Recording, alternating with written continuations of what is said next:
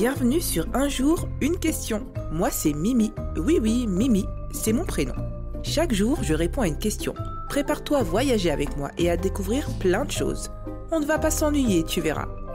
D'ailleurs, toi aussi tu peux participer. Clique sur le lien dans la description de l'épisode et enregistre ta question. Qui sait, peut-être que ce sera la prochaine à laquelle je répondrai. Alors, prêt pour une nouvelle aventure ? C'est parti!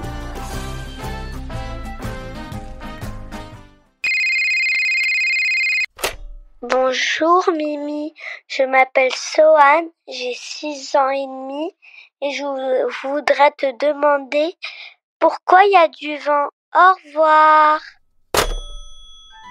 Bonjour Sohan. Ah, le vent, on le sent sur notre peau, on le voit faire danser les feuilles, on entend ses petits sifflements dans les arbres. Parfois, il nous rafraîchit et parfois, il nous retourne la coiffure.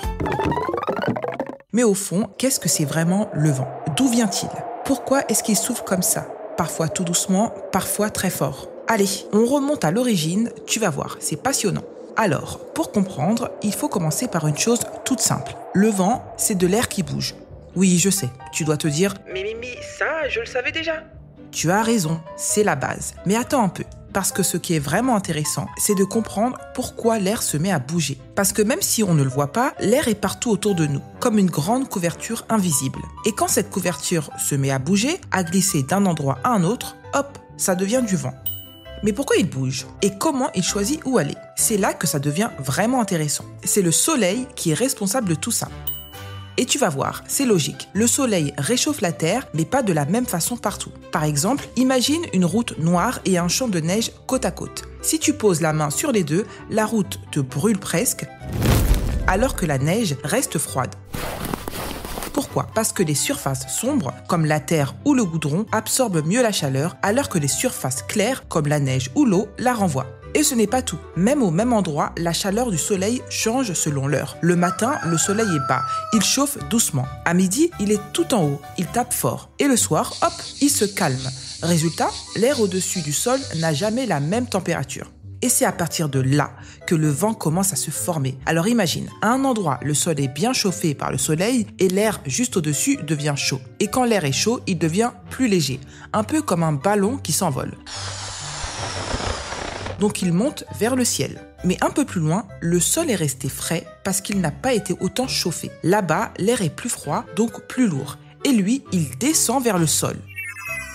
Et comme la nature n'aime pas qu'il y ait du vide, l'air froid se dépêche de venir prendre la place de l'air chaud qui est monté. Il se glisse dessous pour remplir l'espace. Et ce déplacement d'air, ce va-et-vient entre les endroits froids et chauds, c'est ça le vent. C'est un peu comme dans une pièce. Si on ouvre une porte et une fenêtre, l'air va circuler. Pourquoi ? Parce qu'il y a une différence de température ou de pression. Il va là où il y a de la place. C'est pareil dehors, mais en beaucoup plus grand. Tu veux une autre image ? Ok. Imagine que l'air, c'est comme de l'eau. Si tu verses de l'eau sur une pente, l'eau ne reste pas en place. Elle coule là où il y a un creux, là où il y a de la place. Eh bien, l'air fait exactement pareil. Il se déplace là où il y a moins de pression, c'est-à-dire là où il y a moins d'air. Et ce mouvement d'air, quand il glisse d'un endroit à un autre, c'est ce qu'on appelle un courant d'air. Et quand ce courant d'air devient grand, fort ou rapide, ça devient le vent.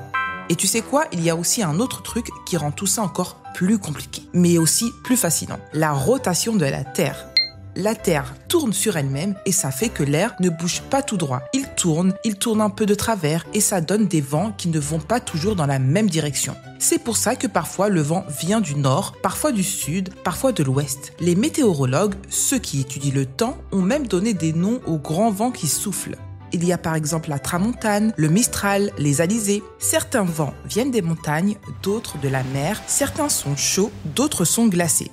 Et puis, il y a aussi la forme du terrain, les montagnes, les vallées, les villes, les forêts. Tout ça peut dévier ou accélérer le vent. Un vent qui souffle tout doucement sur la plaine peut devenir plus fort quand il s'engouffre dans une rue étroite ou quand il passe entre deux montagnes.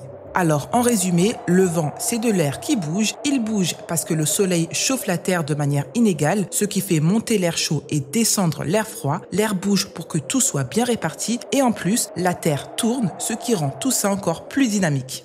Et voilà, maintenant, tu sais pourquoi il y a du vent. À demain pour une nouvelle découverte. Un jour une question, du lundi au vendredi. Avec Mimi les idées se mettent à danser. Des pourquoi rigolos, des comment rigoureux. Des petites merveilles, des trucs mystérieux. Pose ta question, ferme les yeux et laisse Mimi t'emmener un peu plus loin, un peu mieux, car chaque jour c'est le moment rêvé pour s'émerveiller, réfléchir et s'amuser. Na na na na na na na, la na na na na na na, la na na na na na na, na na na na na na na.